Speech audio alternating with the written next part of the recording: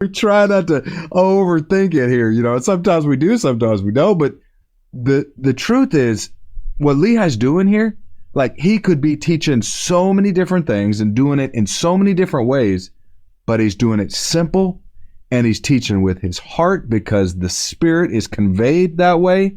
And that's what we need to be focused on when we're teaching the gospel. When you share pure testimony with passion, people pay attention. Yep, that's right.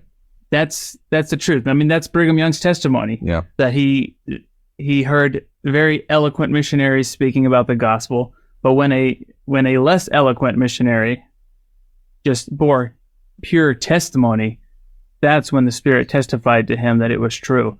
And right, there's absolutely nothing wrong with taking an intellectual approach to the gospel as well, and diving into that, but you have to have that pure testimony driven approach as well. Like we have to have that in the church and in our own lives and in our families and our own efforts to preach the gospel, because that passion, that just pure raw testimony, people feel it. Yeah. That desire, man, when you speak with that real intent and desire of heart, boy, that brings the Spirit out, and it connects with people on a level that all the intellect in the world doesn't do. And sometimes people can be very aware that they're not grasping the fullness of what you understand. Yeah. But the fact that you are sharing with such passion, it really catches their attention, and they can feel that there's something here. There's something to this. They would not be bringing this level of enthusiasm and passion if they had not had some kind of experience around, like spiritual experience associated with these things. And like that alone can make people desirous for more, like curious, desirous. Like what did they experience? How did they come to know these things? That's enough to draw people in and get them interested in the gospel. Well, I think what we're saying is for people who are, who feel like, my mom, before she passed, she always felt this way. She wasn't smart enough. Like, she didn't have the intellect. She didn't understand the gospel enough.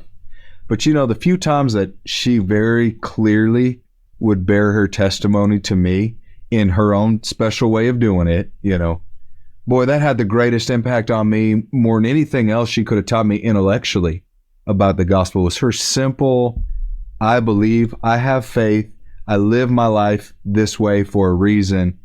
And for those who feel like, I don't know that I have anything to add to a conversation, I don't know that my testimony is going to add a spirit to this meeting we're having in church. Like, no, if you've got passion and you've got a love for and a desire to preach the word of God and to share that love with other people, open your mouth and do it with passion and do it with a desire and intent, just like Lehi is doing here.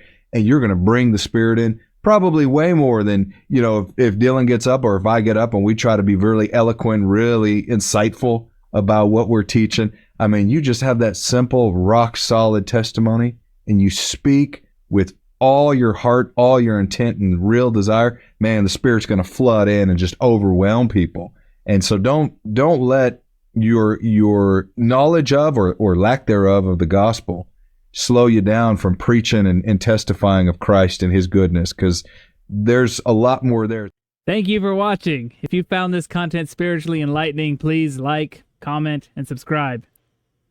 Like the gospel, these little things make all the difference, and it helps the algorithm push out better content for everyone to enjoy on YouTube.